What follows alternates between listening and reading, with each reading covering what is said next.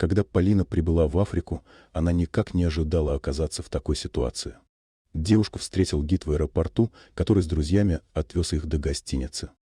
Путь занял несколько часов, во время которого джип тряс и качался на каждом ухабе. Не ходить по джунглям в одиночку. Во время поездки Полина заметила большое темное пятно среди деревьев. Тень начала приближаться к девушке. Скоро стало понятно, что это огромная горилла, которая явно была недовольна нарушением своей территории. Гримаса злости и острые клыки исказили морду животного. Внезапно горилла шевельнула головой и продолжила приближаться. Полина машинально сделала шаг в сторону, но нога ее заболела. Ей вспомнилось главное правило при встрече с медведем — притвориться мертвой. Полина опустила руки и легла на землю, надеясь, что горилла потеряет к ней интерес. Закрыв глаза, она старалась дышать максимально тихо. Вскоре за девушкой послышалось хриплое дыхание. Животное медленно обошло Полину, затрагивая ее руки и ноги своими огромными лапами. Когда она случайно коснулась поврежденной лодыжки, девушка издала приглушенный стон от боли. Зверь мгновенно отдернул свою лапу и потащил Полину через плечо куда-то. Внутри девушка почувствовала, что все ее надежды рушатся.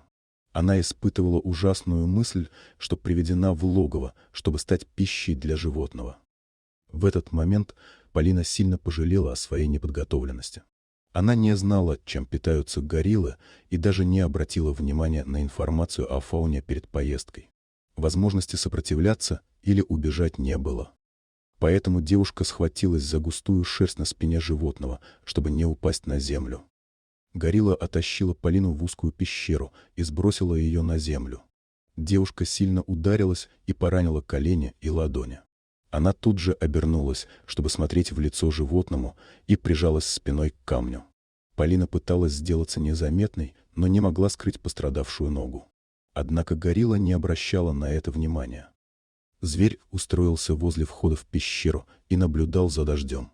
Он не приближался к девушке и даже не глядел в ее сторону. Девушка начала двигаться. Не получив реакции со стороны гориллы, она решила рискнуть и попробовать убежать. Полина поднялась на колени и пошла в направлении выхода. Было больно и неудобно. Она сосредоточилась на неприятных ощущениях и не заметила, как горилла резко приблизилась. Животное внезапно появилось перед ней, обнажило свои острые клыки и издало оглушительный рев. Девушка оцепенела от ужаса, когда увидела перед собой мощные мышцы животного. Полина понимала, что против такого сильного противника у нее нет никаких шансов. Горилла толкнула ее в плечо, подгоняя к стене. Вернувшись на свое место, Полина заметила, что животное устроилось у входа и снова устремило взгляд на стену дождя. В этот момент ей пришла догадка: горилла не нападает, а спасает ее. Она перенесла девушку в безопасное и сухое место и теперь охраняет ее от возможных хищников. Никто не посмеет тронуть Полину, так как горилла не позволит. Облегченно вздохнув, девушка вспомнила о телефоне. Она проверила рюкзак, в котором все содержимое оказалось мокрым, но Полина постаралась просушить телефон. Когда аппарат загорелся сигналом, она позвонила в службу спасения и объяснила свою ситуацию. Ей попросили оставаться на месте, не выключать телефон и ждать спасателей. Горилла с интересом наблюдала за разговором, но не предъявляла агрессии. Полине захотелось отблагодарить животное, и она протянула ему свою еду. Но горилла с недоверием смотрела на хлебцы. Полина отломила кусочек и съела его, чтобы показать, что это безопасно. Животное поняло, что она предлагает ему еду, и взяло угощение. Через несколько часов спасатели нашли Полину, а ее страх перед гориллой полностью исчез. Когда животное повернулось к девушке, она накинула на плечи рюкзак. Горилла подняла Полину на плечо и вынесла ее из пещеры на поляну. Затем животное удалось от людей, растворившись между деревьев.